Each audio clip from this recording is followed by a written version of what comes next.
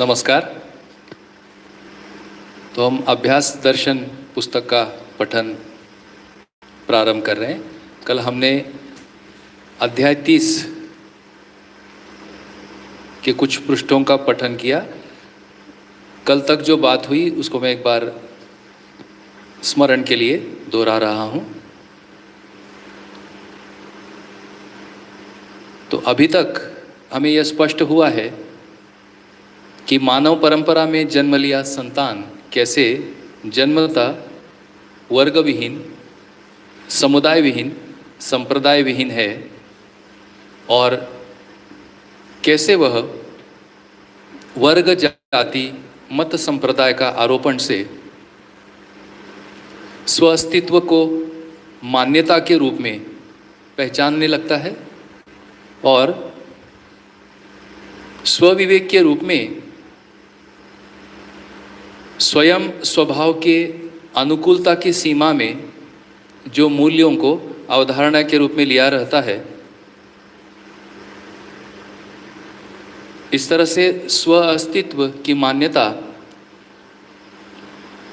और स्व विवेक के रूप में स्वयं के स्वभाव की अनुकूलता की सीमा, यह मानव में पीड़ा उत्पन्न करता है। तब इस पीड़ा से मुक्ति के लिए वर्ग, जाति, मत संप्रदाय के आरोपण से मुक्त होने के लिए और स्वविवेक के रूप में अपनाई स्वभाव के अनुकूल की सीमा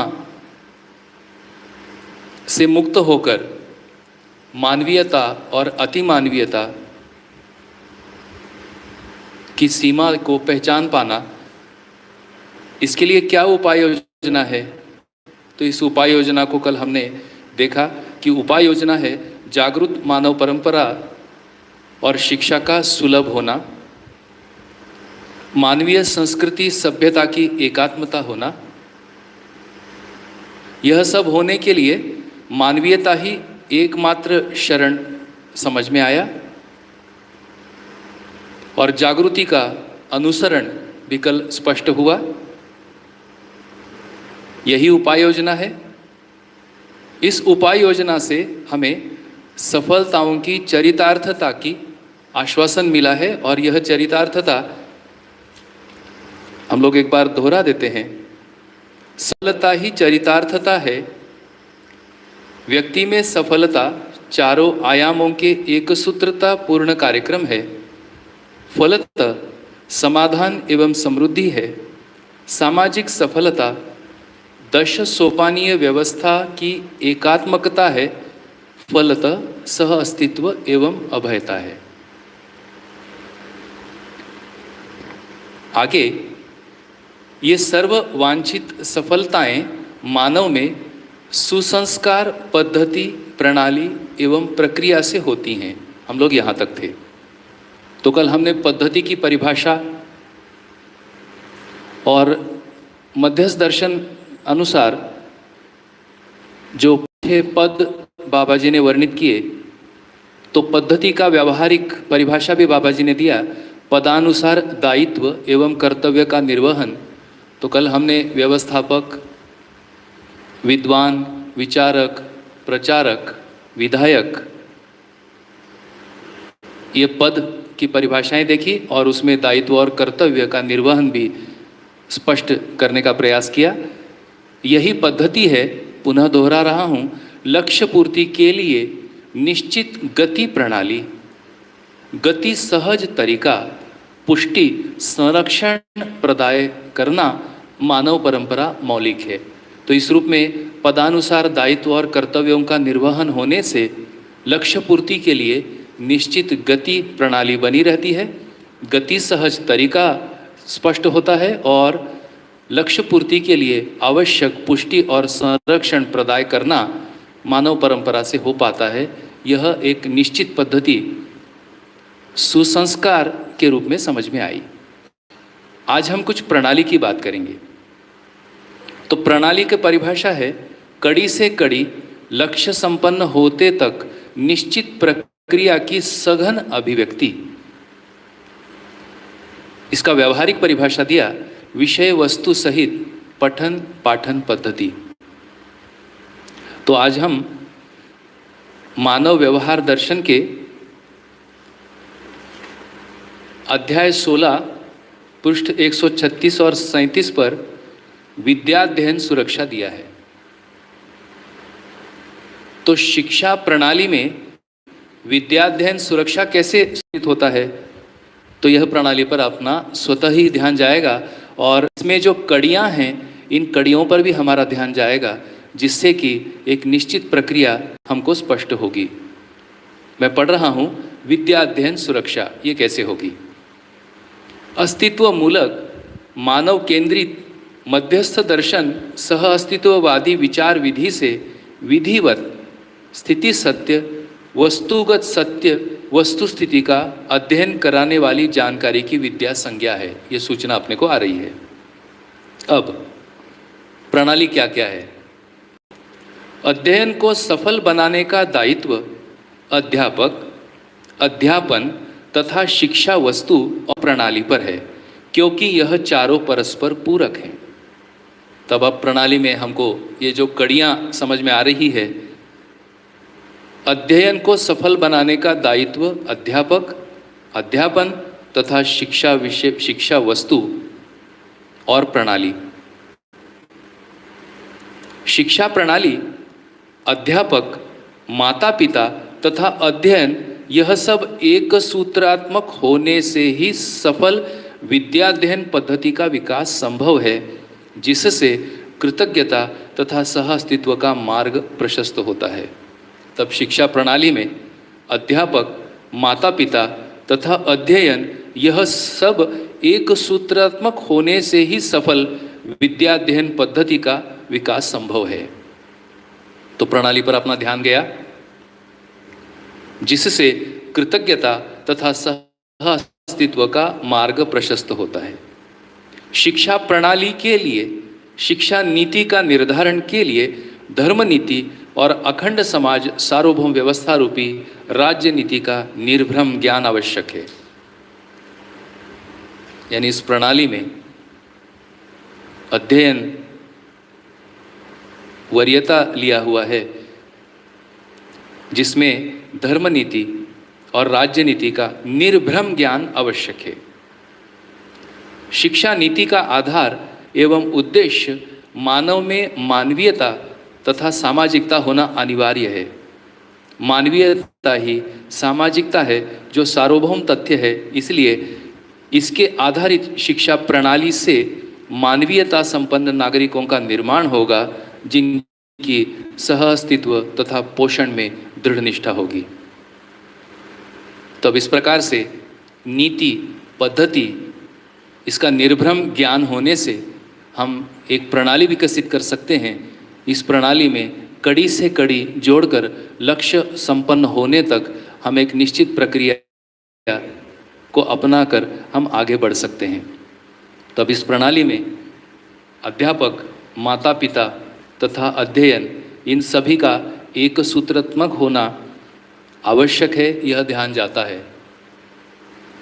तब मेरा ध्यान गया कि शिक्षा प्रणाली में इन कड़ियों में एक सूत्रता का अभाव का प्रभाव बच्चों की मानसिकता पर होता है। इसलिए शिक्षा भी संस्कृति ही है। संस्कृति का प्रथम पायदान ही शिक्षा है। ऐसी सुसंस्कार पद्धति, प्रणाली एवं प्रक्रिया से सर्ववांछित सफलताएं मानव में सुसंस्कार के रूप में स्थिर होती है। इसलिए मेरा निवेदन और विनय है कि मानवीय शिक्षा और व्यवस्था को सोच विचार करने वाले हम सभी परिवारजन अध्ययन रूपी एक सूत्रता होकर, इसमें जो अध्ययन वस्तु है और अध्ययन प्रक्रिया है, इस पर सटीकता से ध्यान देकर ऐसे अभ्यासों को हम ध्यान देते हैं, तो यह एक सूत्रता धीरे धीरे विकसित होकर और हमारी जो सफलताओं का चरितार्थ होना संभव है, ऐसे सुस्पष्ट होता है। तो आज यहाँ पर थोड़ा सा मैं बातचीत इस पर करना चाहता हूँ कि हम सभी को ये प्रभाव प्राप्त हुआ, हम सभी ने समझने का प्रयास शुरू किया। तो ये समझ के प्रयास में कुछ बाधाएं भी हैं। इन बाधाओं पर ध्यान देने से, इनको दूर करने से हमारा जागृति का मार्ग प्रशस्त होता हुआ भी दिखता है। तो 3 बाधाएं हैं। एक बार बाबा जी के साथ संवाद में उन्होंने स्पष्ट की थी, जब उनसे चर्चा हुआ कि अध्ययन में रुकावटें क्या हैं, बाधाएं क्या हैं, इच्छा विचार आशा रूपी कल्पनाशीलता को नियोजित करने में ऐसे कौन से अवरोध हैं जिसको कि हमें ध्यान देकर दूर करना है। तो उन्होंने 3 मुद्दों पर ध्यान दिलाया था: पूर्वाभ्यास, पूर्व स्मृति और पूर्वाग्रह। तो मानव परंपरा से जो हमें पूर्वाभ्यास हैं, पूर्व स्मृतियां हैं और पूर्वाग्रह हैं, यही हमारी जागृति के लिए बाधाएं हैं। तब इनके साथ हम अभी हैं और इस प्रस्ताव को हम सुन रहे हैं, समझ रहे हैं। मैं ये विनय करूंगा कि इनके साथ होते हुए हम कैसे इस प्रस्ताव में अधिक मन लगाते हैं और इनमें हमें क्या, इस प्रस्ताव में, वाङ्मय के पठन में हमें क्या चीज़ का शोध करना है। तो ये शोध इस तरह से समझ में आता है कि जागृति गामी विधि क्या है, जागृति का रास्ता क्या है।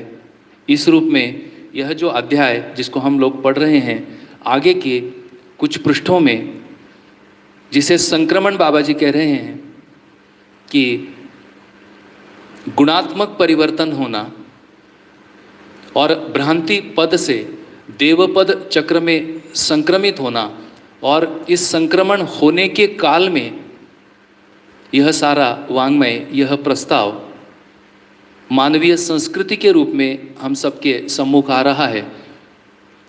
तो ऐसे अभ्यास चुनने से, जागृति गामी अभ्यास चुनने से पूर्वाभ्यास का पीड़ा खत्म होता है। ऐसे अभ्यासों के साथ जागृति गामी मान्यताएं भी आ रही हैं जो इस प्रस्ताव से हमें मिल रही हैं। इस प्रकार से हमारा पूर्वाग्रह खत्म होता है और ऐसी जागृतिगामी मान्यताएं और जागृतिगामी अभ्यास से नव घटनाएं हमारे में जैसे होने लगती हैं, तब वह जागृतिगामी स्मृतियां जो कि सुखप्रद हैं, सुखदायी हैं, इसलिए जागृति क्रम जागृति में अग्रसर संक्रमित होते समय, जो एक लाइन बाबा जी ने जीवन विद्या परिचय पुस्तक में दिया, जागृति पथ पर कदम रखते ही ताप शाप शोक ध्वस्त होते हैं। और ये हमारी प्रारंभिक पहचान होगी कि हम जागृति पथ पर कदम रखे हुए हैं। तब ऐसे में जो हमारे पूर्वाभ्यास हैं, उसमें मानव व्यवहार दर्शन में अध्याय 9 में हमने इसको विश्लेषित किया था। मैं पुनः स्मरण के लिए रख रहा हूँ। ये गहरी जड़ें जमाए हुए लगते हैं। अब इन जड़ों को, इस प्रस्ताव की सुखद संभावनाओं को कल्पनाशीलता द्वारा पहचानते हुए, उसके अर्थ को बोध करते हुए, और हम ये जो जड़ें हैं, ये जो स्वयं में जमी हुई जड़ें हैं, इनका उन्मूलन करके निर्विषम हो सकते हैं। तो ये जड़ें क्या क्या हैं? स्वजन, स्ववर्ग, स्वजाति, स्वमन, स्वसंप्रदाय, स्वपक्ष, स्वभाषा इत्यादि हमारी अस्मिताओं की जड़ें हैं, जिसको अभिमान भी कहा है, जिससे कि हमारे व्यवहार स्वार्थी कहलाते हैं। अब परार्थ व्यवहार, स्वजन की जगह पर सर्वजन, सर्ववर्ग, सर्वजाति, सर्वमन, सर्वसंप्रदाय, सर्वपक्ष और सर्वभाषा, यह सर्वसमावेशकता हमारी मानसिकता में आने से यह व्यवहार परार्थ होने लगते हैं। और ऐसे अब अभ्यास यह अभ्यास जागृतिगामी अभ्यास है और ऐसे अभ्यास हमें इस अभ्यास दर्शन से समझने को मिल रहे हैं, स्पष्ट होने को मिल रहे हैं और हम आगे बढ़ रहे हैं। तब हम थोड़ा सा आगे बढ़ते हैं। सुसंस्कारों का मूल मूर्त रूप आशा, विचार, इच्छा, संकल्प एवं अनुभव सहज क्रियाकलाप ही है। यही अनुभव पूर्वक अर्थात अनुभव मूलक होकर मानवीयतापूर्ण व्यवहार में अवस्थित होता है। अब मानवीयतापूर्ण व्यवहार हमको स्पष्ट है, दृष्टि, स्वभाव, मानवीय दृष्टि, मानवीय स्वभाव, मानवीय गुण, मानवीय विषय से परिपूर्ण व्यवहार, मानवीयतापूर्ण व्यवहार, इस प्रकार अनुभवपूर्वक अर्थात अनुभव मूलक होकर मानवीयतापूर्ण व्यवहार में अवस्थित होना होता है। अनुभूति केवल मूल्य में से के लिए ही है। मूल्यत्रय से अधिक कोई वस्तु व्यावहारिकता को प्रकट करने के लिए नहीं है। मूल्यत्रय अनुभूति ही व्यावहारिकता को सिद्ध करती है। ये मूल्यत्रय क्या है? जीवन मूल्य, मानव मूल्य और स्थापित मूल्य, यह मूल्यत्रय हैं। यही प्रमाण है। मूल्यानुभूति योग्य क्षमता निर्माण में सहायक होना ही संस्कृति का शुद्ध रूप है। अब धीरे धीरे यह संस्कृति हमारी कल्पनाशीलता में स्पष्ट हो रही होगी। मूल्यानुभूति योग्य क्षमता निर्माण में सहायक होना ही संस्कृति का शुद्ध रूप है। उदाहरण के लिए हम मानव मूल्य में धीरता मूल्य लेते हैं। धीरता मूल्य की परिभाषा है न्याय के प्रति निष्ठा। तो न्याय के प्रति निष्ठा, न्याय हमको स्पष्ट है, 2 और 2 से अधिक मानवों में न्याय है। अब यही संस्कृति का बीज रूप है। 2 या 2 से अधिक मानवों में न्याय है। तो न्याय क्या है? सभी को यह सूचना है, संबंध, मूल्य, मूल्यांकन, उभय तृप्ति, न्याय। तब संबंधों में जो निहित मूल्य हैं, इन मूल्यों को पहचान पाने की क्षमता हमारे में निर्माण होना, इसके लिए सहायक होना संस्कृति का शुद्ध रूप है। तब ये संस्कृति कैसे आती है? तब ये संस्कृति, जैसे ऊपर हमने उल्लेख किया कि पद्धति, प्रणाली और प्रक्रिया से संस्कृति होता है। पद्धति की चर्चा हमने किया, प्रणाली की चर्चा किया, प्रक्रिया की चर्चा है आचरण सहित उत्पादन प्रक्रिया, पारंगत होने की प्रक्रिया, प्रमाणित होने की प्रक्रिया। तो ऐसी प्रक्रियाओं से संस्कृति का स्वरूप या शुद्ध रूप हमें स्पष्ट होता है कि जो संस्कृति प्रत्येक मानव में मूल्यानुभूति योग्य क्षमता निर्माण करने में सहायक होती है। मूल्यानुभूति ही मानव जीवन का लक्ष्य है। अनुभव विहीन क्षमता ही अजागृति है, यही असामाजिकता है। हम परिवार में रहते हैं, मोहल्ले में रहते हैं। परिवार मोहल्ले तो सब जगह कॉमन है। अधिकांश लोग गांव में रहते हैं, तो रहते हैं हम मानवों के साथ हैं। अब मानव मानव संबंधों में क्या मूल्य है, यह मूल्य यदि हम नहीं पहचान पा रहे हैं तो यह असामाजिकता हुई। और जब तक यह क्षमता हमारी विकसित नहीं होती है, तब तक हम सामाजिक कह पाएंगे, यह हम स्वयं सोचने का मुद्दा है। मूल्य त्रयानुभूति योग्य क्षमता पर्यंत मानव सामाजिक सिद्ध नहीं होता, जबकि प्रत्येक मानव सामाजिकता से परिपूर्ण होने के लिए तृषित एवं इच्छुक है। अब ये तो सुस्पष्ट है। यहाँ पर उपस्थित आज जितने भी परिवारजन बैठे हैं, भाई बहन बैठे हैं, वर्षों से जीवन विद्या से जुड़े हैं, और मैं तो ये देख पा रहा हूँ कि जैसे जैसे हमारी उम्र बढ़ रही है वैसे वैसे यह प्यास, यह तृषा, जानने की इच्छा अधिक तीव्र होती हुई दिख रही है। समय लगा परंतु यह तीव्रता अब दिख रही है।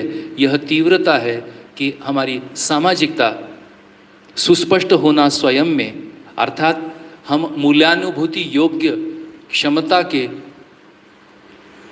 हमारे में यह क्षमता है, यह क्षमता हमारे में विकसित होना, ऐसी तृषा लिए हुए हम में से अधिक बंधु बांधव तभी विगत महीनों से यह चल रहा अपना जो पठन पाठन का ये प्रक्रिया चल रहा है, इस प्रक्रिया में उत्साह से सभी का भाग लेना भी हो रहा है।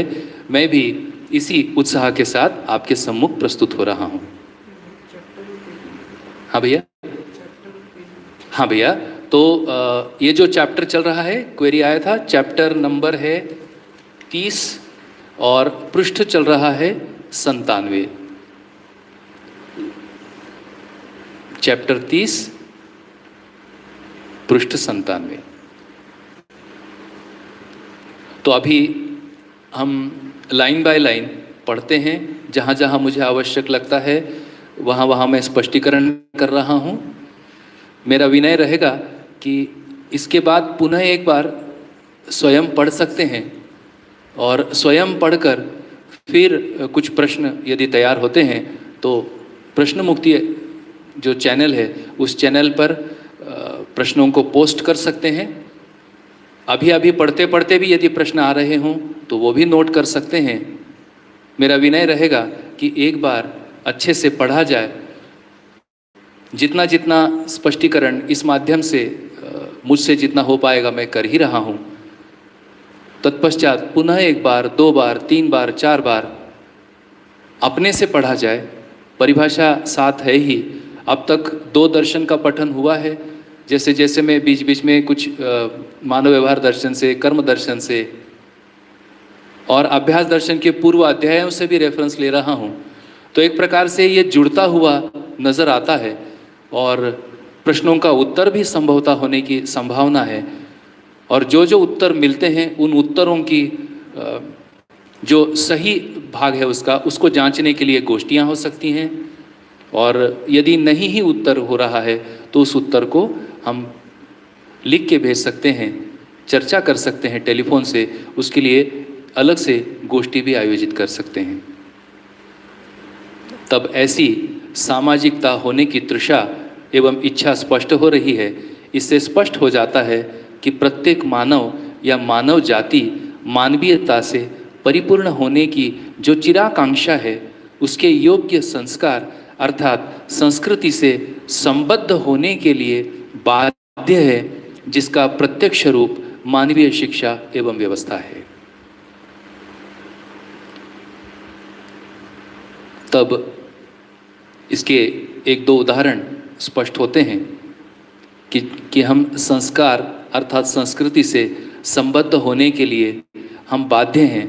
जब भी कभी मानवीय शिक्षा और व्यवस्था की केवल हम चर्चा करते हैं, केवल हम एक सूचना दे देते हैं, तो जिस प्रकार से उमड़ कर परिवार के बंधु भगिनी इसको अपनाने के लिए प्रयासी दिखते हैं, प्रामाणिक दिखते हैं, उससे यह स्पष्ट होता है कि प्रत्येक मानव या मानव जाति मानवीयता से परिपूर्ण होने की जो चिराकांक्षा है, उसके योग्य संस्कार और संस्कृति से संबद्ध होने के लिए बाध्य दिखते हैं जब कभी मानवीय शिक्षा और व्यवस्था की चर्चा होती है। ऐसा तो देखने में आ रहा है। पुनः एक बार एक ध्यान दिलाए हैं कि सांस्कृतिक विषमता ही प्रधानता सामाजिक विषमता है। क्यों टूटता है व्यक्ति, क्यों टूटता है परिवार, तो कहीं ना कहीं ध्यान दे सकते हैं कि सांस्कृतिक विषमता ही प्रधानता सामाजिक विषमता है। यही परिणामता वर्ग एवं संघर्ष है। इससे मुक्त होने के लिए मानवीयता ही एकमात्र शरण है। मानवीयता में ही समस्त प्रकार के वर्गवाद विलीन होते हैं। मानवीयता के बिना मानव सफल नहीं है। सफलता ही जीवन का लक्ष्य है। जीवन परंपरा अर्थात संस्कृति में मानवीयता का समावेश होना ही सर्वमंगल एवं नित्य शुभोदय है। अब हम यहाँ उपायोजना एक और है, जीवन परंपरा अर्थात संस्कृति में मानवीयता का समावेश होना ही सर्वमंगल एवं नित्य शुभोदय है। तब ये मानवीयता क्या है? तो मानवीयता की एक बार परिभाषा को पढ़ लेते हैं। मानवीयता है मानवीय दृष्टि, न्याय अन्याय, धर्माधर्म, सत्यासत्य, मानवीय स्वभाव और मानवीय विषय, इसकी सूचना हमें हो गई है। स्वधन, स्वनारी, स्वपुरुष, दयापूर्ण कार्यों, मानव संबंध, नैसर्गिक संबंध, उनमें निहित मूल्यों की पहचान व निर्वाह रूपी व्यवहार, क्रिया व आचरण। स्वधन स्पष्ट है, स्वनारी स्वपुरुष स्पष्ट है, दयापूर्ण कार्य ये भी स्पष्ट हुआ है हमको, मानव संबंध भी स्पष्ट हुए हैं, 7 मानव संबंध हैं, 3 नैसर्गिक संबंध हैं, उनमें निहित मूल्यों की भी पहचान हमें हुई है। अब ये पहचान और निर्वाह रूपी व्यवहार, क्रिया व आचरण को अपनाना मानवीयता हुआ। मानवीय दृष्टि को अपनाना मानवीयता हुआ। मानवीय स्वभाव, धीरता, वीरता, उदारता, दया, कृपा, करुणा को अपनाना मानवीयता हुआ। मानवीय येष्णाएं, लोकेष्णा, वित्तेष्णा, पुत्रेष्णा को अपनाना मानवीयता हुआ। अब आगे एक और परिभाषा, आवश्यकता से अधिक उत्पादन और उसका श्रम मूल्य के आधार पर विनिमय क्रिया, यह भी मानवीयता है। तो हम शोषण से मुक्त होना चाहते हैं, तब आवश्यकता से अधिक उत्पादन होना और उसका श्रम मूल्य के आधार पर विनिमय क्रिया होना, इस अपनाने को हम कहते हैं मानवीयता। स्वराज्य और स्वतंत्रता की अभिव्यक्ति, संप्रेषणा, प्रकाशन, इसके पूर्व में स्वराज्य की अवधारणा स्पष्ट हुई है, स्वतंत्रता की अवधारणा स्पष्ट हुई है, इसकी अभिव्यक्ति, संप्रेषणा और प्रकाशन। अभिव्यक्ति, संप्रेषणा और प्रकाशन की चर्चा हमने कर्मदर्शन में की है। मूल्य, चरित्र, नैतिकता का प्रकाशन, ये मानवीयता है। तो इस प्रकार मानवीयता की 4 परिभाषाओं से बाबा जी ने मानवीयता पर ध्यान दिलाने का हमारा ध्यान आकर्षण कराया है। अब ऐसी जीवन परंपरा अर्थात संस्कृति में मानवीयता का समावेश होना सर्वमंगल एवं नित्य शुभोदय है। अब इसके आगे ये उपाय योजना मिली, विकास योग्य कार्यक्रम से संपन्न होना ही गुणात्मक परिवर्तन है। अब यहां से कल से हम आगे बढ़ते हैं। घटनाओं को थोड़ा उल्लेख करना चाहता हूं।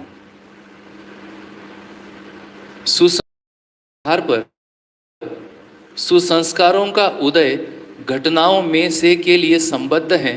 प्रत्येक घटना प्रेरणादायी है और ऐसी घटनाओं से ही मानव जीवन में जो ये घटनाएं हैं, कल हमने वर्णन किया था, गर्भ, जन्म, नामकरण, शिक्षा, दीक्षा, विवाह एवं मृत्यु के रूप में ये घटनाएं हैं। प्रत्येक घटनाएं मानव में संस्कार निर्माण करती हैं और मूल प्रवृत्तियों में परिवर्तन को स्थापित करती हैं।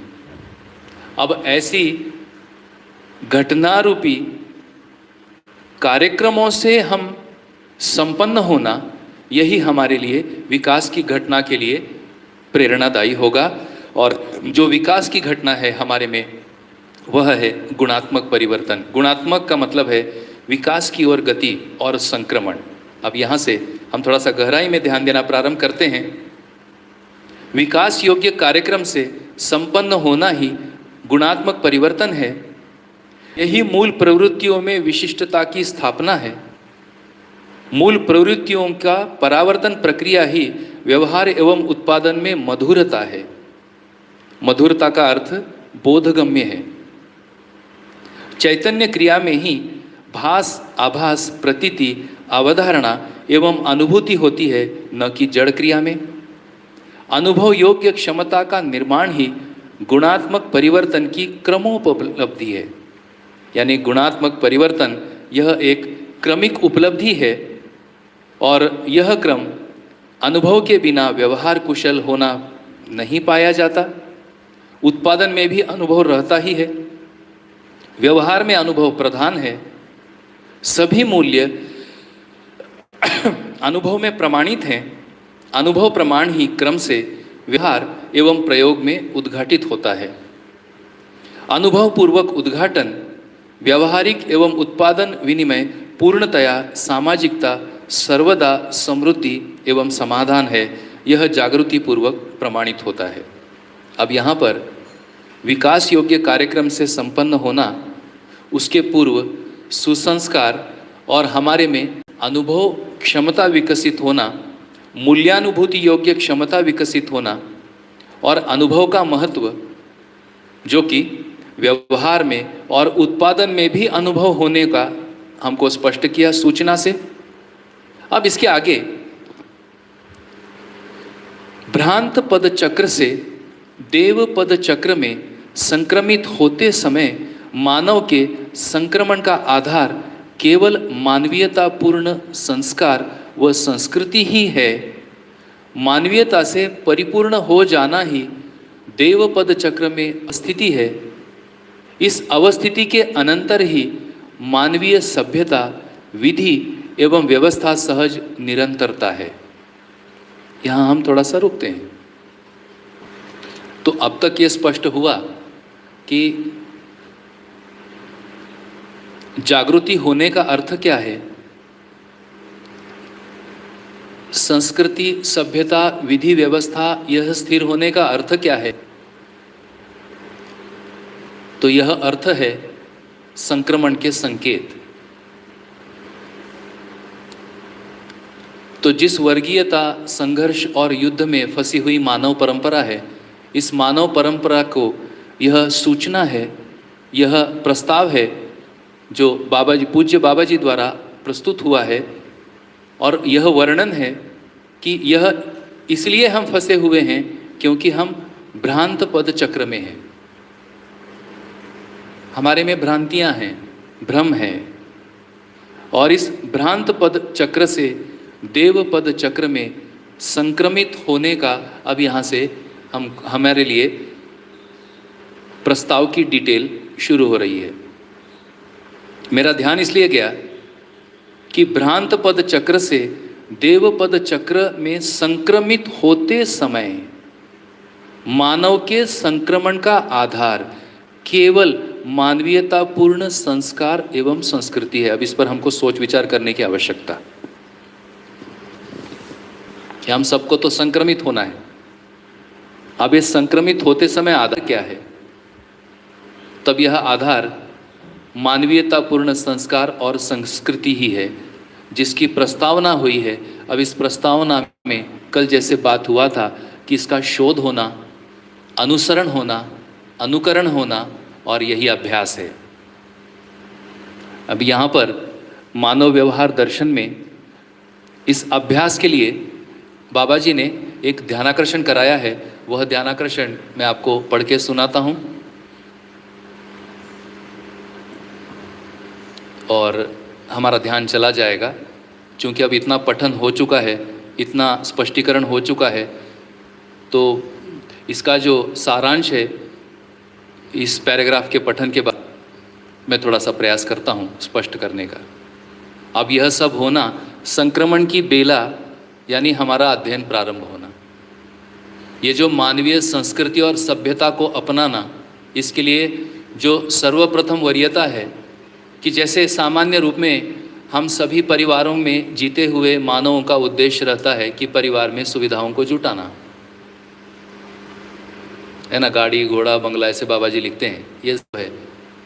तो अब ये संक्रमित होने का अर्थ क्या है भाई? तो हम सबको परिवार में अब यह भी उद्देश्य स्वीकारना होगा कि हम सबको समझदार होना है,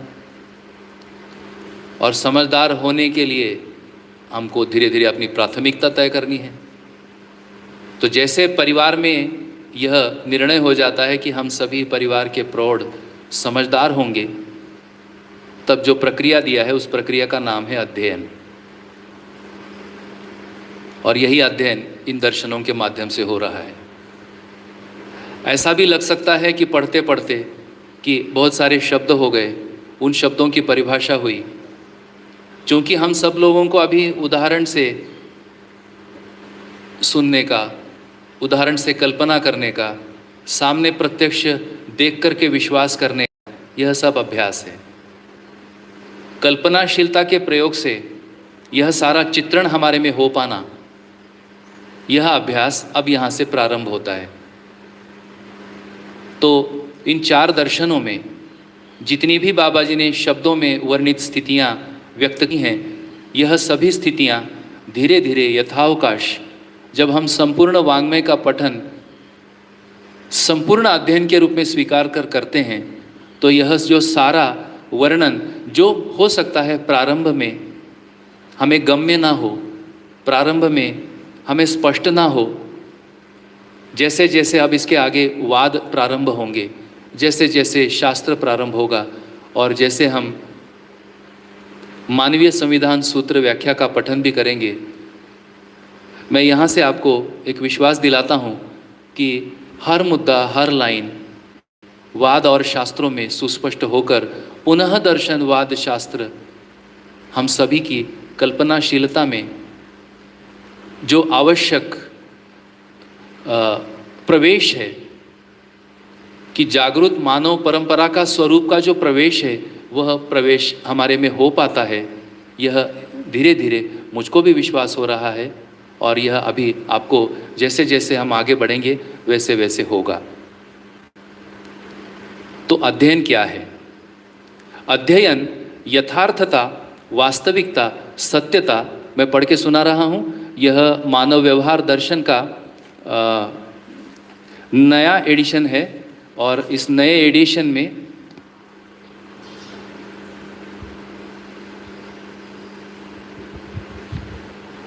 अध्याय 4 है मानव सहज प्रयोजन। बस सुन लेते हैं, ये पुस्तक नहीं होगी अभी आपके पास। देखिए, अध्ययन यथार्थता, वास्तविकता, सत्यता के अर्थ में ही संपन्न होता है। सर्वप्रथम व्यापक वस्तु में समाहित संपूर्ण एक एक वस्तुओं का वर्गीकरण विधि से अध्ययन संभव हो गया है। यही 4 अवस्था 4 पदों में अध्ययन गम्य है। क्रिया का अध्ययन विकास क्रम विकास, जागृति क्रम जागृति के रूप में बोधगम्य होने की व्यवस्था है।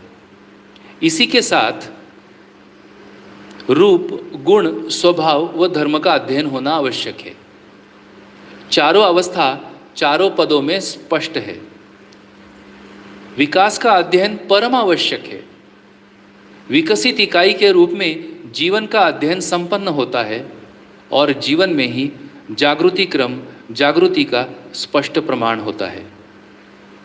तो यह अध्ययन का सारांश है और इन दर्शनों में हम डिटेल ले रहे हैं। अब देखिए आगे के लाइन में वो क्या कहते हैं। ऐसे विकासात्मक अध्ययन में मात्र तात्विकता का वर्णन बोधगम्य न होने के कारण, अनुमान करने योग्य स्वीकृति न होने के कारण तर्क की सहायता आवश्यक है। तब क्या हुआ? ऐसे विकासात्मक अध्ययन में मात्र तात्विकता का वर्णन बोधगम्य न होने के कारण, अनुमान करने योग्य स्वीकृति न होने के कारण तर्क की सहायता आवश्यक है। इसका अर्थ है कि हम सबको अब इसमें तर्क होना आवश्यक है। यहाँ तर्क की आवश्यकता इसलिए प्रतीत होती है और नियोजित होती है कि वांछित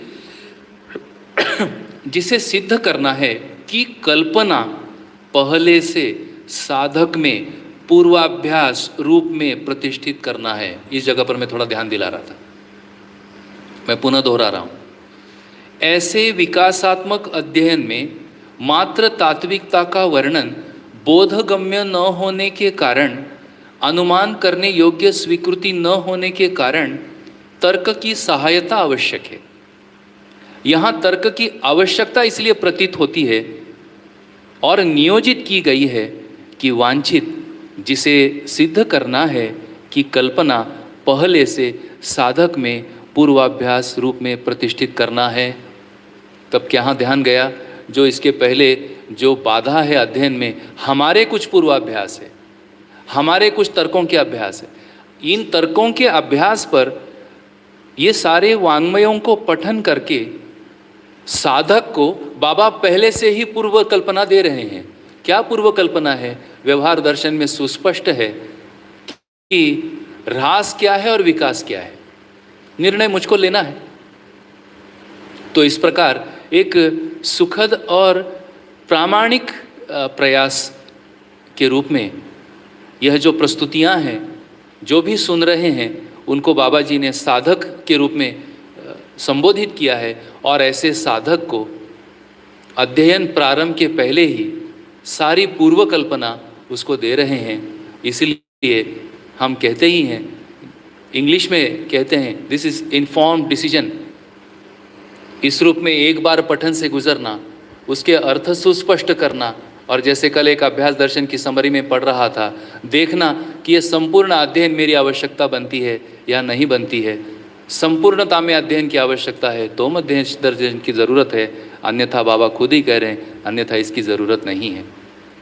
अब जैसे जैसे हम इसको पठन हो रहा है, जैसे जैसे हमें स्पष्ट हो रहा है, तो हमारे में पूर्व कल्पना हो रही है कि आगे इस अध्ययन क्रम में मेरी ज़िंदगी के साथ क्या घटने वाला है, परिवार के साथ क्या घटता है, समाज के साथ क्या घटता है। और इस प्रकार ये जो सफलता का चित्रण, पूर्ण चित्रण, ये वाङ्मय हमको जागृत मानव परंपरा के रूप में करने में यह वाङ्मय सफल होता है। उसमें हमारी कल्पनाशीलता लगती है, अब इसमें अभ्यास की आवश्यकता होती है। फलस्वरूप ये मुझे लगा कि इसका एक संदर्भ आप सबके सम्मुख रखना यहाँ सहायक होगा। अब आगे अभ्यास का इसमें एक 2-3 लाइन है। सर्वप्रथम अध्ययन, अब प्राथमिकता बनी तो सर्वप्रथम अध्ययन, श्रवण, शास्त्राभ्यास। विकल्प में श्री राम भाई जी ने हमें काफ़ी स्पष्टता से पूरे बिंदुओं को, अध्ययन बिंदुओं के बिंदुओं को राकेश भैया जी ने, अजय भाई, सुरेंद्र भैया, सुरेंद्र पाल भैया और सभी प्रस्तुतकर्ताओं ने पूरे मनोयोग से यह सब हमें विश्लेषित किया है और हमारे अध्ययन में यह सब सहायक हुआ ही होगा। तो सर्वप्रथम अध्ययन, द्वितीय स्थिति में प्रयोग व अभ्यास, तृतीय स्थिति में अनुभव, प्रमाण, प्रमाणित होना ही उपलब्धि और सार्थकता है।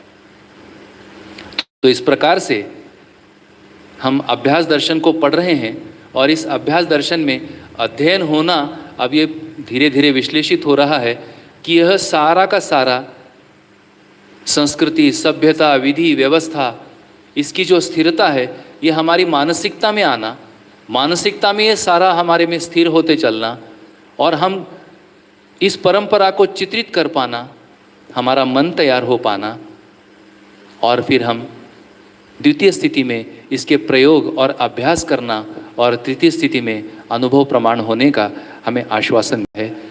इस प्रकार ऐसे संपन्न होना ही गुणात्मक परिवर्तन है। और ऐसे भ्रांत पद चक्र, जिस चक्र को हम पहचान चुके हैं, अब देव पद चक्र में संक्रमित होते समय मानव के संक्रमण का आधार केवल मानवीयतापूर्ण संस्कार और संस्कृतियां हैं।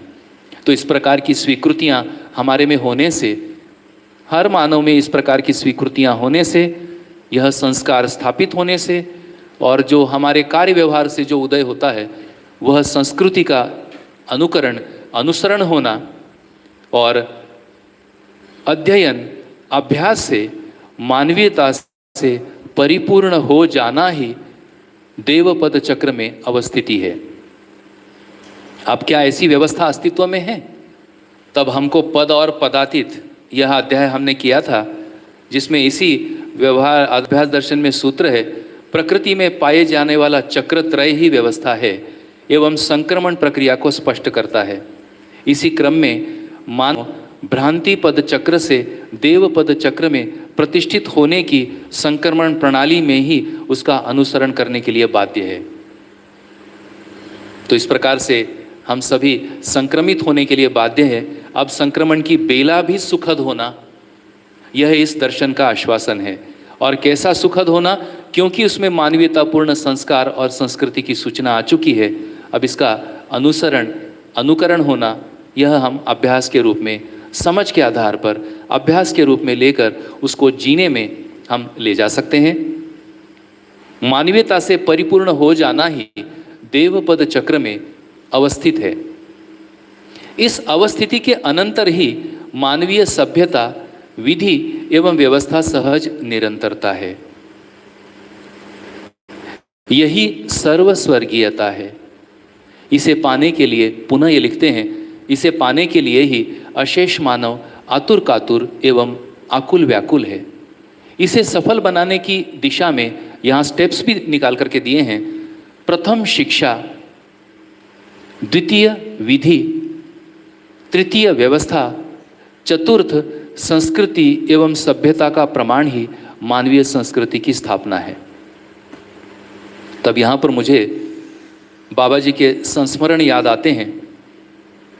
हमें उतना पता नहीं चला, पर बाबा जी विगत 40 वर्ष पूरी शरीर यात्रा में परिवार व्यवस्था में जीते हुए हम सभी की मानसिकता में मानवीय संस्कृति की ही स्थापना करते रहे होने का अभी हमको याद आता है। वो कैसे करते थे? तो कार्यक्रम उन्होंने तय किए और कार्यक्रम निश्चित करके, जिसमें जीवन विद्या योजना, शिक्षा संस्कार योजना, परिवार मूलक स्वराज्य योजना रूपी प्रत्येक मिलने वाले जिज्ञासु को उसकी स्थिति गति को पहचान कर उसकी मानसिकता में कार्यक्रमों का, ऐसे विकासात्मक कार्यक्रमों का रोपण किए, उसको उसकी स्वीकृति के लिए आवश्यक अध्ययन भी कराए, सूचना दिए, प्रसंगवश डांटे भी।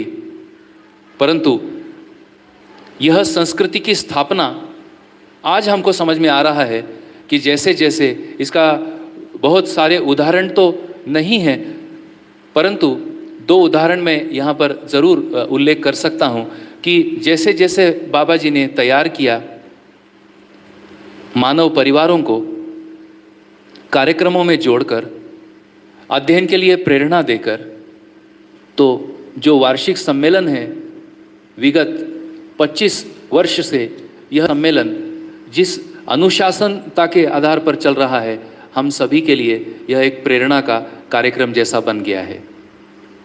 जिस शालीनता से, जिस सादगी से यह कार्यक्रम संपन्न होते हैं और जिस प्रकार से देश भर के अध्ययनार्थी संयत विधि से, सूर्योदयता से विचारों को व्यक्त करते हैं, अध्ययन की स्वयं की स्थिति को प्रामाणिकता से एक दूसरे को पहुंचाते हैं, यह हमने सम्मेलनों में देखा है। इसे डे बाय डे सम्मेलनों में भागीदारी लेने का, ऐसे सम्मेलनों में संबद्ध होने का, जिन्होंने जीवन विद्या शिविर नहीं भी किया है, ऐसे भी लोग आप कहते हैं कि भाई ऐसे सम्मेलनों में हम आना चाहते हैं, तो यह दिखता है कि बाजी ने जो विगत 40 वर्ष परिवारों के साथ जीते हुए, उनकी मानसिकता में जो मानवीय संस्कृति की स्थापना, अब आज हम ये पठन कर रहे हैं तो इसके 4-5 स्टेप जो इसमें प्रस्तुत किए हैं उस पर हमारा ध्यान जाता है।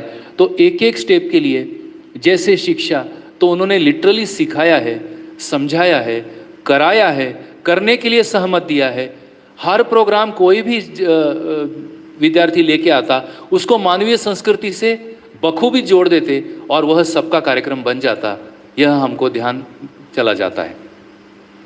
चाहे अपने घर में अनुभव शिविर संचालित करते हों, चाहे अपने घर में गोष्ठियाँ संचालित करते हों, चाहे परिचय शिविर में उनका भाग लेना बात हो, जहाँ भी वो जाते मानवीय संस्कृति की झलक अपने कार्य व्यवहारों से, अपने विचारों से वह ज़रूर हम सब लोगों को देते। और यही हम सबके स्मृतियों में एक सुखद संस्मरण बाबा जी का हमको याद आता है। आगे दूसरा उदाहरण, जीवन विद्या। अब मैं इसको ऐसे समुदायवाद के रूप में मत लीजिए, पर केवल ध्यान आकर्षण के लिए कह रहा हूँ कि जीवन विद्या परिचय शिविर से गुजरे हुए, अध्ययन शिविर से गुजरे हुए एक एक परिवार को भी देखेंगे ना, उन परिवारों में भी ये संस्कृति की झलक देखने को मिलती है। जिस प्रकार से वो संबंधों को पहचानते हैं, विशेष करके बच्चों के लिए ये ध्यान आकर्षण मैं करा सकता हूँ। जिस प्रकार से बच्चों के भविष्य के लिए ये सभी परिवार काम कर रहे हैं, जिस प्रकार से उनमें सेवा श्रम ये मुद्दे स्थापित कर रहे हैं, क्योंकि बाबा जी ने इन मुद्दों को, 4 मुद्दे मुझको दिखते हैं कि बाबा जी ने संस्कृति के रूप में किस प्रकार से हम लोगों में रोपित किए। एक तो शिक्षा, यानी समझने की ओर। परिचय शिविरों में हम देखते बाप रे, पेजेस के पेजेस लोग भरते हैं। कभी लिखा छोड़ा हुआ व्यक्ति पेजेस से पेजेस भरता हुआ दिखता है, सुंदर हस्ताक्षरों से। भले ही बाजार से 4-10 पेन नए ले आते हैं, कॉपी नया ले आते हैं, रजिस्टर नया ले आते हैं, है ना। हम आशा करते हैं जितना सुंदर लिखा है उतना हमारा सुंदर व्यवहार भी हो जाए, उतना सुंदर विचार भी हो, और हम शीघ्रता से संक्रमित होकर हम जागृति को पाएं। तो एक सीखने की प्रेरणा, समझने की प्रेरणा, उम्र छोड़कर एक दूसरे से समझने की प्रेरणा, ये भी एक संस्कृति की झलक शिक्षा के रूप में बाबा जी ने हम सब में रोपित कर दी है। दूसरा, उत्पादन। बाबा जी भी उत्पादन करते थे, वही भी देख देख करके कई परिवार खुद भी उत्पादन करने लगे हैं। तो शिक्षा और उत्पादन में, सेवा और श्रम में, इन 4 मुद्दों में बाबा जी ने जो रोपित किया है हम लोगों की मानसिकता में, इसकी स्वीकृति आज जीवन विद्या से गुजरा हुआ हर परिवार में है। और हर परिवार आने वाली पीढ़ी के लिए शिक्षा, उत्पादन, सेवा और श्रम से जोड़ने के लिए अपना तन मन धन अर्पित करता हुआ हमें नज़र आता है। अब क्या होना है आगे? अब आगे यही होना है, यही सब परिवार मिल करके, विधि क्या होगा, अब ये सब का एकत्रित होने का विधि क्या होगा, इसके लिए व्यवस्था कैसा होगा, अब ये सब मिल करके हम अपनी जिम्मेदारी पर संस्कृति और सभ्यता का प्रमाण जागृति पूर्वक मानवीय संस्कृति की स्थापना में हम अपना योगदान इस शरीर यात्रा में कर पाए, ऐसी प्रेरणा इस अध्याय में हमको मिल रही है। तब यहाँ पर जो शिक्षा वाली बात तो सबको पता ही हो गई है, चेतना विकास मूल्य शिक्षा। चेतना का मतलब है मानव चेतना, देव चेतना, दिव्य चेतना का अध्ययन होना। मूल्य शिक्षा का मतलब है अस्तित्व में जो 30 मूल्य हैं, मानव मूल्य, परिवार मूल्य, वस्तु मूल्य, जीवन मूल्य, इनकी शिक्षा होना। इसके लिए निश्चित पद्धति, प्रक्रिया और प्रणाली, इसकी जानकारी होना, उसके लिए पाठ्यक्रम होना। यह सारा शिक्षा तो प्रौढ़ों के लिए शिक्षा, और शिक्षा संस्कार यानी आने वाली पीढ़ी के लिए शिक्षा, यह अब हम सबको काफ़ी विगत के 20 वर्षों के प्रयास से यह शिक्षा की आंशिक ही सही किसी को कल्पना पूरी हो भी गई होगी। तो इस प्रकार से एक शिक्षा की कल्पना तो हम सब लोगों को आ चुकी है। अब विधि के बारे में, तो विधि की परिभाषा है पूर्णता और उसकी निरंतरता के अर्थ में नियम, न्याय, धर्म और संपूर्ण मानव परंपरा के सूत्र और व्याख्या होना। इस प्रकार से विधि है। तो ये विधियों को भी हम पहचान पाएंगे कि ये विधियां क्या होंगी। व्यवस्था क्या है? तो व्यवस्था की परिभाषा है विधि के आशय को कार्य रूप में प्रदान करने हेतु प्रस्तुत परंपरा ही व्यवस्था है। पुनः एक बार, विधि के आशय को कार्य रूप में प्रदान करने हेतु प्रस्तुत परंपरा ही व्यवस्था है। व्यवहार गति में स्थायित्व, निरंतरता और वर्तमान में विश्वास, यही व्यवस्था है। पुनः दोहराता हूँ, व्यवहार पर हम सबका ध्यान चला ही गया है। व्यवहार गति में स्थायित्व, निरंतरता और वर्तमान में विश्वास, यही व्यवस्था है। तो ऐसी विधियां मानव व्यवहार दर्शन में, राज्य नीति, धर्म नीति में, विधि और निषेध में विश्लेषित किया हुआ है। आज इस सत्र के बाद या सायंकाल को ये सभी विधियों में हम पढ़ सकते हैं, और यदि नहीं पठन हो पाता है तो एक आध दो उदाहरण के लिए मैं यहाँ पर प्रस्तुत कर सकता हूँ। तो इस प्रकार मानवीय संस्कृति की स्थापना होना, उसके चरण दिए, शिक्षा, विधि, व्यवस्था, संस्कृति और सभ्यता का प्रमाण मानवीय संस्कृति की स्थापना है। मानवीय संस्कृति की स्थापना ही देवपद चक्र में संक्रमण पूर्वक पदस्थिति है। इससे सुस्पष्ट हो जाता है कि मानव प्रबुद्धता पूर्वक ही मानवीयता एवं अतिमानवीयता को सहज सुलभ कर लेता है। यही जागृति की गरिमा, नियति की अक्षुण्णता है, यही जीवन में सफलता है। तब अब संक्रमण का रास्ता यहाँ पर स्पष्ट किया है। अभी इस रास्ते को अपनाना, इसके अभ्यासों को पहचानना, यह सब हम लोगों का अध्ययन कहलाएगा। भ्रांति चक्र में पुनः एक बार ध्यान दिलाए हैं, भ्रांति पद चक्र में समस्याओं का अभाव नहीं, समस्याएं मानव की वांछित उपलब्धि नहीं, समस्याएं समृद्धि की द्योतक नहीं है। भ्रांत पद चक्र में मानव का परिवर्तन शक्तियों में अपव्यय पूर्वक ह्रास होने में भावी है। फलतः जीवावस्था में अवस्थित होना होता है। भ्रांति पद चक्र में जीवन विकास क्रम पूर्वक भ्रांत मानव पद को प्राप्त करता है। यही भ्रांत मानव ह्रास पूर्वक जीव पद को पा लेता है। यही भ्रांति पद चक्र का तात्पर्य है। इस चक्र पर्यंत जीवन में समाधान, सतर्कता, सामाजिकता, अभयता एवं समृद्धि सिद्ध नहीं होती है, क्योंकि अपव्ययता के कारण कितनी ही संपत्ति क्यों ना हो, में समृद्धि का भाव नहीं होता है, जबकि अभावता मानव के लिए वांछित तथ्य नहीं है। तो अब तक के विश्लेषणों में भ्रांति पद चक्र का विश्लेषण स्पष्ट हुआ ही है, और हम सभी भ्रांति पद चक्र से देवपद चक्र में संक्रमित होने के लिए यह हमें सचेत किया जा रहा है, ध्यान दिलाया जा रहा है। अब प्रयास कैसे हैं देखिए। अभाव को भाव में परिवर्तित करने के लिए प्रत्येक मानव का अजस्र प्रयास है। अजस्र का मतलब है निरंतर प्रयास है।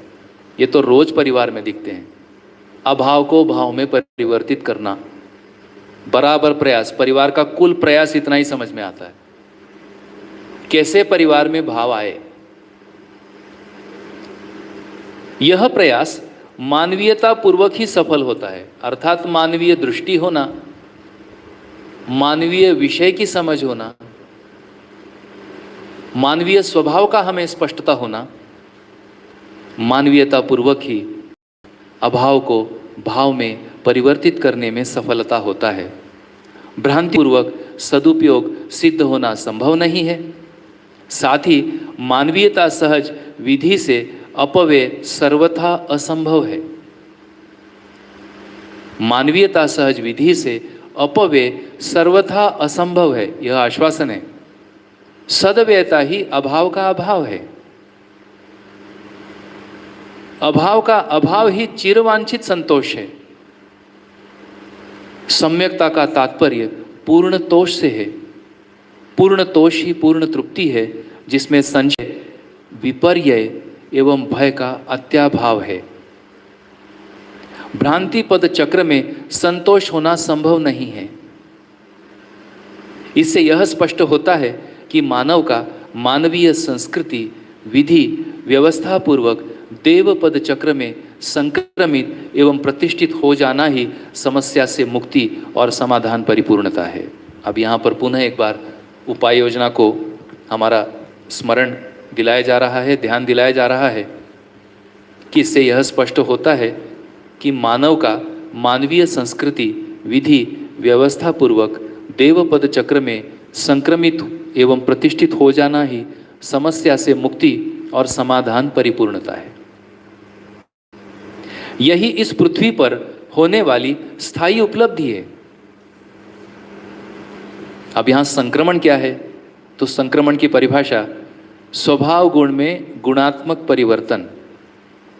हमारा जो स्वभाव है, अमानवीय स्वभाव, अमानवीय गुण में गुणात्मक परिवर्तन, अमानवीय स्वभाव का मानवीय स्वभाव, अमानवीय गुण का मानवीय गुण में गुणात्मक परिवर्तन, यह संक्रमण है। यही इस पृथ्वी पर होने वाली स्थायी उपलब्धि है। प्रकृति के अंतर्गत इस पृथ्वी के विकास क्रम में वर्तमान बिंदु जो वास्तविकता को स्पष्ट कर रही है, वह केवल मानव को देव पद चक्र में संक्रमित होने के लिए संकेत है, क्योंकि मानव सामान्य एवं महत्वाकांक्षाओं से संबंधित समस्त साधनों से संपन्न हो चुका है। तब यह संकेत तो हमको अब जगह जगह मिल रहे हैं कि देव पद चक्र में संक्रमित होने के लिए संकेत है, क्योंकि अभाव को भाव में परिवर्तित करने के लिए जो प्रयास हो रहे हैं, उन प्रयासों को जैसे ही मानवीयता का सूचना, मानवीयता के कार्यक्रम मिलते हैं, तो जो जो परिवार इसके संपर्क में आते हैं, सभी को यह संकेत मिलता है कि हम भ्रांति पद में कष्ट ही पाते हैं और सुख पाने के लिए, निरंतर सुखी होने के लिए देव पद चक्र में संक्रमित होना, यह संकेत हमको मिलता रहता है, क्योंकि मानव सामान्य एवं महत्वाकांक्षाओं से संबंधित समस्त साधनों से संपन्न हो चुका है। अब ये मानव संपन्न हो चुका है, किसी मिल रहा है, किसी को नहीं मिल रहा है, इसका क्या हुआ? तो ये सारा कुप्रबंधन है, इसमें शोषण है, इसलिए किसी के पास अधिक है, किसी के पास नहीं है। लेकिन साधन नहीं है ऐसा तो नहीं है, समस्त साधनों से हम संपन्न हो चुके हैं। जड़ प्रकृति के उपयोग क्रम में उसकी गति निरंतरता मानव को प्राप्त हो चुकी है।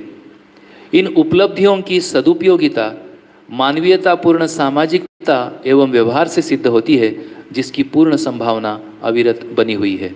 तो यह एक आश्वासन, संभावनाहीन अभी हमारा स्थिति नहीं है, हम सभी पूर्ण संभावनाओं की स्थिति में, यह स्थिति अविरत बना हुआ है इस पृथ्वी पर।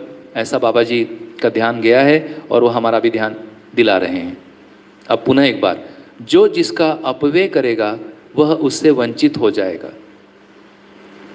यह सिद्धांत स्वयं इस स्थिति को स्पष्ट कर रहा है कि सद्वैता की सीमा में ही प्राप्त उपलब्धियों की अक्षुण्णता रहेगी, अन्यथा में से के लिए उससे वंचित होने अवश्यम भावी है।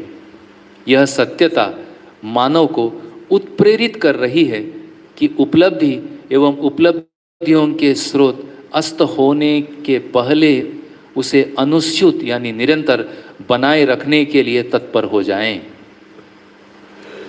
तब हमारे में जागरूक होने के लिए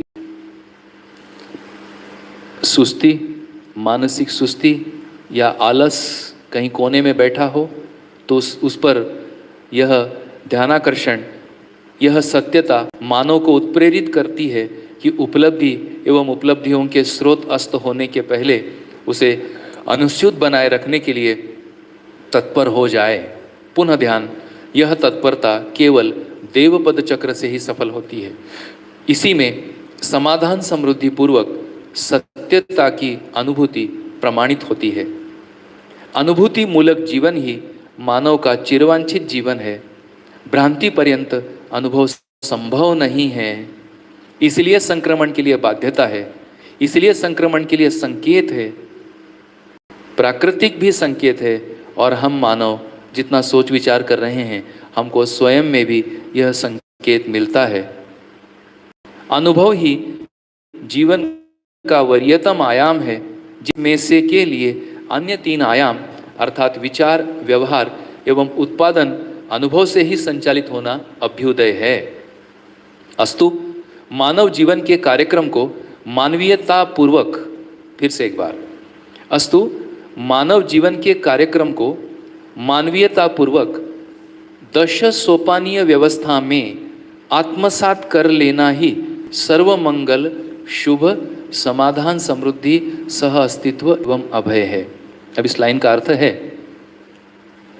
कि भ्रांतिपद चक्र से देवपद चक्र में संक्रमित होने के लिए जो आधार मानवीय संस्कृति, सभ्यता, विधि व्यवस्था के रूप में बाबा जी ने प्रस्तुत किया है, उससे जुड़ते हुए, अध्ययन करते हुए, अभ्यास करते हुए, अनुभव क्षमता विकसित करते हुए मानवीयता पूर्वक दश सोपानीय व्यवस्था में आत्मसात कर लेना।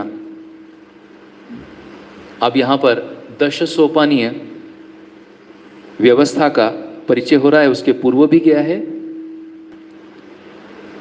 इस दर्शन के स्पष्टीकरण प्रस्तुति के बाद हम दश सोपानीय व्यवस्था पर भी एक छोटा सा चर्चा हम लोग करने वाले हैं। तब यहाँ केवल ध्यानाकर्षण के लिए कि मानव जीवन के कार्यक्रम को मानवीयतापूर्वक दश सोपानी व्यवस्था में आत्मसात कर लेना ही सर्वमंगल, शुभ, समाधान, समृद्धि, सह अस्तित्व एवं अभय है। यह इस अध्याय का यहाँ पर समापन है। तो अध्याय 30 का सारांश रूप में हमें संक्रमण का रास्ता, संक्रमण का सुस्पष्ट संकेत, संक्रमण होते समय आधार का सुस्पष्ट विवेचना, मानवीय संस्कार के रूप में, संस्कार स्थापना के रूप में, मानव संतान को वर्ग विहीनता यानी मानव संतान मानवीयता से परिपूर्ण होने के लिए ये जो संस्कारों का महत्व, उससे संस्कृति का महत्व, और हम सभी प्रौढ़ जो इस चर्चा में भाग ले रहे हैं, हम सबको इसमें बोध होने की, पारंगत होने की, अनुभव होने की, समझदार होने की आवश्यकता पर ध्यान दिया है। और उसके सुस्पष्ट चित्रण ये कैसे होगा, इसकी प्रक्रिया, पद्धति, प्रणाली, इन सभी का वर्णन इस अध्याय में हमको मिलता है। अब यहाँ से शुरू होता है घटनाक्रम। अब इसकी जानकारी हमें हुई। अब ये हमारे जिंदगियों में घटनाक्रम के रूप में कैसे घटित होता है। तो जैसे पूर्व में पता लगा कि प्रत्येक घटना महत्वपूर्ण है और प्रत्येक घटना में, है ना, मानव में संस्कार की स्थापना होती है। तब ये संस्कार की स्थापनाओं का एक सुखद वर्णन यहाँ पर बाबा जी ने प्रस्तुत किया है। देखिए अध्याय 31, मानवीयतापूर्ण जीवन में से के लिए सुसंस्कारों का अभाव नहीं है। गर्भ संस्कार से यह संस्कार प्रक्रिया प्रारंभ है। गर्भ संस्कार से ही मानव में संस्कार प्रक्रिया आरंभ होती है। गर्भावस्था में गर्भवती द्वारा किया गया धीरता, वीरता और उदारतापूर्ण एवं दया, कृपा, करुणापूर्ण संभाषण एवं आचरण गर्भस्थ शिशु में उत्तम संस्कारों का कारण होता है। तो इस प्रकार नवदंपति इस पर ध्यान दे सकते हैं कि गर्भ संस्कार होने की स्थिति में गर्भस्थ शिशु पर संस्कार प्रक्रिया प्रारंभ होती है और यहीं अब हमें सतर्क और सजग होने की आवश्यकता। यह सब होने से गर्भावस्था में गर्भवती द्वारा किया गया धीरता, वीरता, उदारतापूर्ण अर्थात परिवार में गर्भवती का प्रबोधन, धीरता, वीरता, उदारता, यह मूल्य क्या है, दया, कृपा, करुणा, यह मूल्य क्या है, इस रूप में गर्भवती का संभाषण एवं उनका आचरण गर्भस्थ शिशु में उत्तम संस्कारों के लिए कारण होता है। गर्भवती द्वारा किए गए व्यक्तित्व के स्मरण एवं आचरण गर्भस्थ शिशु में सुसंस्कारों के कारण होते हैं। अब ये अभ्यास चालू हो गए हैं। क्या क्या अभ्यास हुआ? एक तो संभाषण का अभ्यास मिला, आचरण का अभ्यास मिला, गर्भवती द्वारा किए गए व्यक्तित्व के स्मरण का अभ्यास हुआ, आचरण का अभ्यास हुआ। गर्भवती में पाई जाने वाली सौम्यता, सरलता, पूज्यता, सौजन्यता, अनन्यता, सहजता, उदारता, सौहार्द्रता, ये सभी शिष्ट मूल्य हैं और इन शिष्ट मूल्यों का बखूबी हम सबके पास विश्लेषण है ही। सौहार्द्रता एवं निष्ठापूर्ण आचरण गर्भगत शिशु में सुसंस्कारों का कारण होता है। अब यह सारे अभ्यास हुए। गर्भवती द्वारा अब स्थापित मूल्य हैं कृतज्ञता, श्रद्धा, गौरव, प्रेम, वात्सल्य, विश्वास, स्नेह, ममता एवं सम्मान की अनुभूतियां गर्भगत शिशु में सर्वोच्च संस्कारों का निर्माण करती हैं। गर्भ से संस्कारपुत शिशु में जन्म और जन्म के अनंतर यानी जन्म के बाद सुसंस्कारों को ग्रहण करने में सुगमता होता है। यह भी कारण दिया कि ऐसा गर्भस्थ शिशु में इस प्रकार से परिवार के वातावरण में गर्भवती द्वारा ऐसे आचरण अभ्यास होने से जन्म और जन्म के अनंतर सुसंस्कारों को ग्रहण करने में सुगमता होता है। इस सुगमता का विश्लेषण श्रेष्ठ को स्वीकारने की बच्चों की प्रवृत्ति। जन्म और जन्म के अनंतर हम भी जन्म लिए, जन्म के अनंतर श्रेष्ठों को स्वीकारने में जो सुगमता हम में अभी धीरे धीरे पाई जा रही है, ऐसी सुगमता गर्भस्थ होते हुए ही यह बच्चे के लिए उपलब्ध हो सकती है। ऐसा ये गर्भ संस्कार का महत्व हमें विश्लेषित हो रहा है। गर्भवती के आहार विहार व्यवहार की संयमता गर्भगत शिशु में वरिष्ठ संस्कारों को प्रदान करती हैं। तो कितने प्रकार के संस्कार हो रहे हैं? सर्वोच्च संस्कार, वरिष्ठ संस्कार, यानी आहार विहार और व्यवहार की संयमता गर्भगत शिशु में वरिष्ठ संस्कारों को प्रदान करती है। गर्भावस्था में शिशु में प्राण व रस का संचालन एवं पूर्ति गर्भवती के शरीर के क्रियाकलाप पर आधारित है। इसका संदर्भ ये दिया जा रहा है। जिस प्रकार का आहार है, जिस प्रकार का विहार है और जिस प्रकार का व्यवहार है, यह व्यवहार गर्भस्थ शिशु का वातावरण है। वातावरण का दबाव स्वाभाविक है। वातावरणस्थ क्रिया का संकेत प्रसारण प्रदायिता सहित प्रक्रिया ही वातावरण का दबाव है। तो जैसे प्रश्न आता है ना, वातावरण का दबाव क्या है? तब दिया वातावरणस्थ क्रिया का संकेत प्रसारण प्रदायिता सहित प्रक्रिया ही वातावरण का दबाव है। चैतन्य क्रिया में वातावरणस्थ क्रियाओं के संकेत ग्रहण एवं प्रसारण प्रक्रिया को पाया जाता है। अब देखिए इसका संबंध।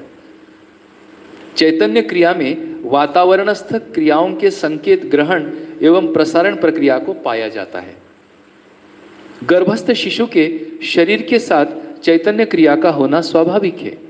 अस्तु गर्भस्थ शिशु का वातावरण शुभद होने के लिए जो निश्चित पद्धति वर्णित है, उसके विपरीत अर्थात अमानवीयतापूर्ण जीवन यापन पूर्वक सुसंस्कार पुत्र संतान को पाना संभव नहीं है। अब ये हमारा जो निषेध वाला अभ्यास है, यह भी दिया हुआ है। इस प्रकार मानवीयतापूर्ण निश्चित पद्धति से सुसंस्कारों की स्थापना होना। अब यहाँ पर ध्यान जाता है कि क्या यह केवल अकेली गर्भवती का है, परंतु जिनके माध्यम से होना है, ऐसे मानव को गर्भवती इकाई के रूप में संबोधन दिया है।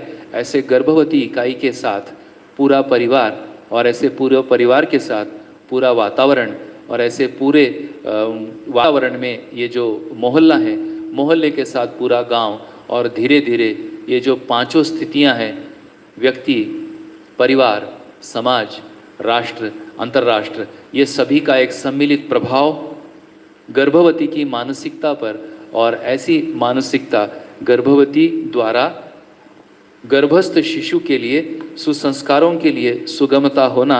इस प्रकार से गर्भ संस्कार की गहराई पर, गर्भ संस्कार के लिए आवश्यक वातावरण पर हम सबका ध्यान जाता है। इसी सबको मिला करके मानवीय संस्कृति भी कहते हैं। तब ऐसी मानवीय संस्कृति में मानव परंपरा होना, और मानव परंपरा होने के अर्थ में आगे आया है विवाह होना, और ऐसे विवाह संबंध का मानव शरीर परंपरा के अर्थ में कारकता सहज स्वीकृति दोनों पति पत्नी को होना। अब ऐसे में जिनके शरीर में यह व्यवस्था है, वह स्त्री शरीर कहलाया, और उसी को यहाँ पर ऐसे मानव को गर्भवती के रूप में यहाँ पर संज्ञा दिया हुआ है। तो यह केवल गर्भवती का काम है ऐसा नहीं दिखता है।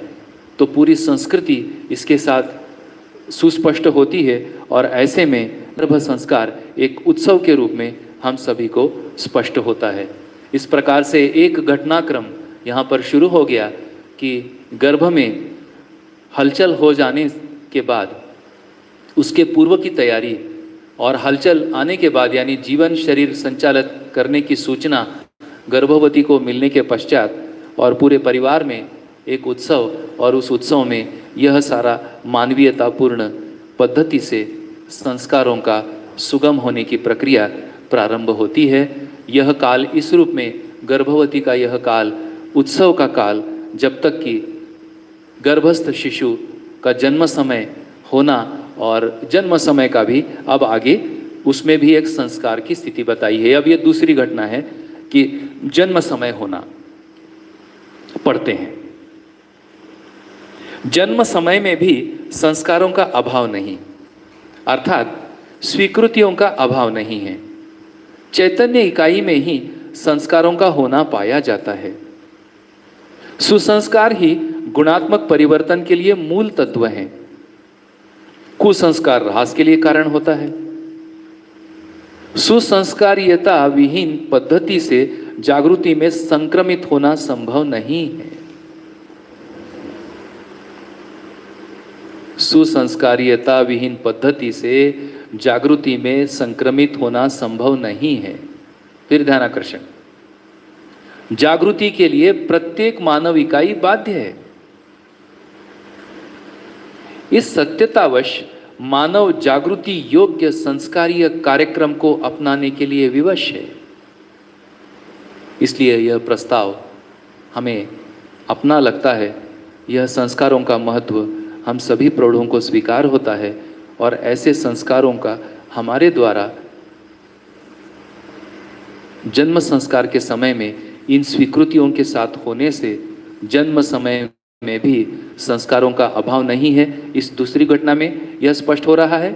अस्तु, अब देखिए आगे क्या अभ्यास है। यह अभ्यास है, अस्तु मंगलमय कामनापूर्ण वातावरण का जन्म समय में निर्माण करने से, मंगल कामनामय वातावरण का जन्म समय में निर्माण करने से, कोलाहल विहीन वातावरण को बनाए रखने से, सुगम प्रकाश, सुखद वायु, मधुर संभाषण की व्यवस्थिति का निर्माण करने से जन्म समय में उत्तम संस्कार स्थापित होता है। अब ये सरल सरल चित्रण है कि नहीं? पुनः दोहरा रहा हूं, जन्म समय में मंगलमय कामनापूर्ण वातावरण का निर्माण करना, कोलाहल विहीन वातावरण को बनाए रखना, सुगम प्रकाश, सुखद वायु, मधुर संभाषण की व्यवस्थिति का निर्माण करने से जन्म समय में उत्तम संस्कार स्थापित होता है। यह दूसरी घटना। अब तीसरी घटना और आज के इस अध्याय का यह अंतिम पैराग्राफ, जिसको कहा है नामकरण संस्कार, प्रसिद्ध है। अब महत्वपूर्ण है। अब इसमें मानवीयता अब धीरे धीरे हमें स्पष्ट होती है, कैसे हम मानवीयतापूर्ण संस्कारों को अपनाते हैं। नाम विहीन मानव नहीं है।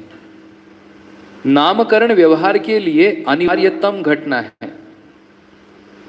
नामकरण प्रक्रिया में माता पिता के अतिरिक्त अन्य कुटुंब परिवार बंधुओं की सम्मति रहती है,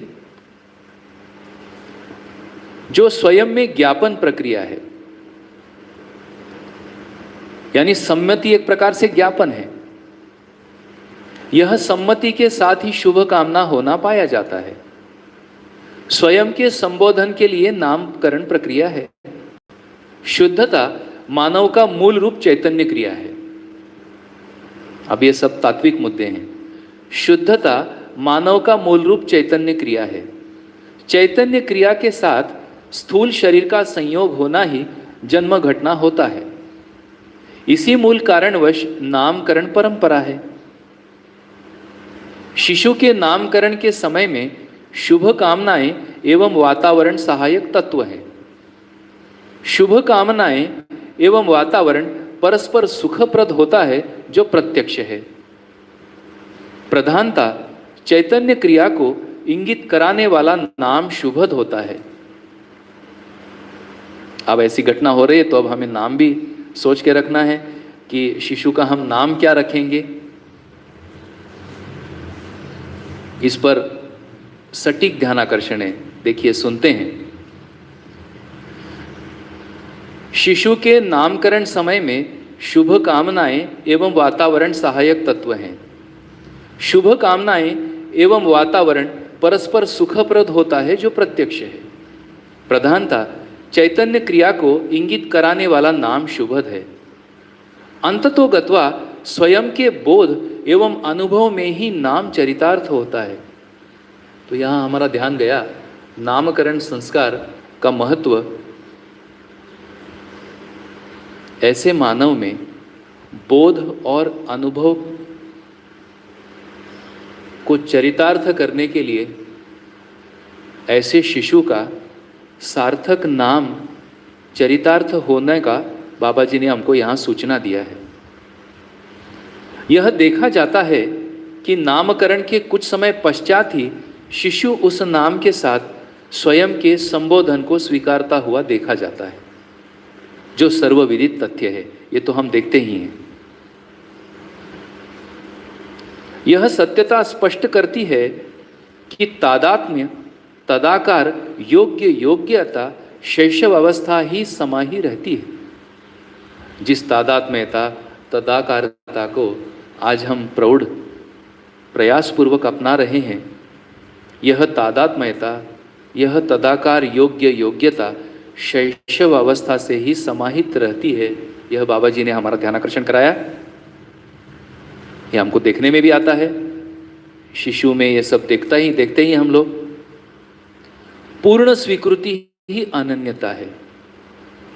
जिस अनन्यता के बोध और अनुभव से, यही अनन्यता मूल्य की अनुभूति से यह जो जन्म लिया हुआ शिशु आगे समाज में सामाजिकता को प्रमाणित करता है।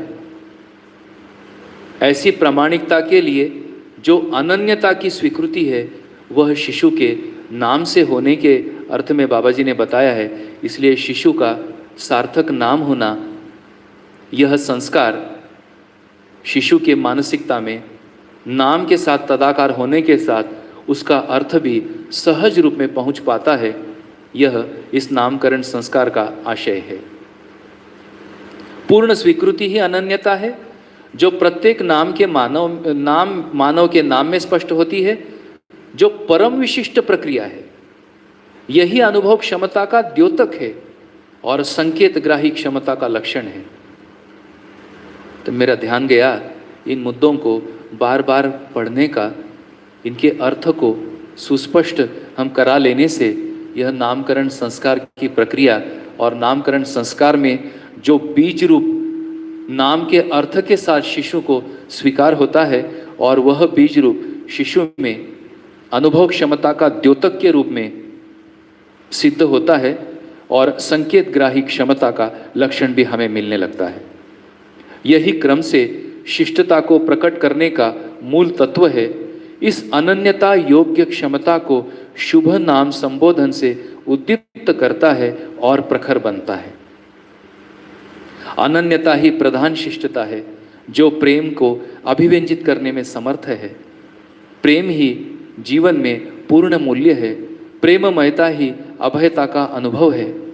यह संबोधन क्रम से स्थापित संबोधों को ज्ञात कराता है। प्रत्येक संबंध में स्थापित मूल्य प्रसिद्ध है। प्रत्येक संबंध की चरितार्थता केवल अभयता एवं अनिवार्यता ही है, जो जीवन का लक्ष्य है। तब यहाँ ध्यान गया, जो प्रेम पूर्ण मूल्य है, अनन्यता जिसकी शिष्टता है, ऐसी अनन्यता रूपी शिष्टता नामकरण संस्कार से शिशु में स्थापित होकर और आगे स्थापित मूल्यों का ज्ञात होकर ऐसा शिशु जन्म से ही अनन्यता को लेकर, अब इस संदर्भ में इस पूर्व अध्याय में जन्मतः कोई भी मानव संतान वर्ग के साथ नहीं रहती है, वह वर्ग विहीन रहता है, जाति विहीन रहता है, संप्रदाय विहीन रहता है। अब ऐसे में मानवीयता का आशय प्रकट करने वाला सार्थक नाम का अर्थ शिशु में स्वीकार होने से वर्गीयता रूपी विषमता से मुक्त शिशु अपनी यात्रा को सहज और सुखद रूप में प्रारंभ कर सकता है और पूर्णता को, जागृति को प्राप्त करने की क्षमता नामकरण संस्कार के में हमें स्पष्ट होती है। तो यह संबोधन क्रम से स्थापित संबंधों को ज्ञात कराता है। प्रत्येक संबंध में स्थापित मूल्य प्रसिद्ध है। प्रत्येक संबंध की चरितार्थता केवल अभयता एवं अनिवार्यता ही है जो जीवन का लक्ष्य है। प्रत्येक चैतन्य इकाई जीवन घटना में लक्ष्य को साधना चाहती है। इसी महत्वपूर्ण भूमिका का आरंभ नामकरण से होता है। अस्तु मानवीयता का प्रबोधन, उद्बोधन करने का आधार भी नाम ही है। जीवन में प्रमाण सिद्धि या प्रामाणिकता को उद्दीप्त एवं प्रकट करने के लिए आधार केवल नाम ही है। नामकरण संस्कार जीवन सहज कार्यक्रम में एक कड़ी है। तब इस प्रकार अब हम लोग आगे बढ़ रहे हैं। तो ये जो मानव में होने वाली घटनाओं में आज हमने 3 घटनाओं का वर्णन सुना। उसमें जो संस्कार होने हैं उसकी प्रक्रिया भी सुनी, पद्धति भी सुनी, उसके अभ्यास भी हमें विश्लेषित हुए। तो इस प्रकार से मानवीय संस्कृति अब धीरे धीरे हम सबको विश्लेषित हो रही है। इसी का अध्ययन, इसी का श्रवण मनन करते हुए और हम अभ्यास से आगे बढ़ेंगे। तो आज का सत्र आप सबके लिए सार्थक रहा होगा ऐसी मैं आशा करता हूँ और आज का सत्र समाप्त करने की अनुमति चाहता हूँ। नमस्ते, धन्यवाद।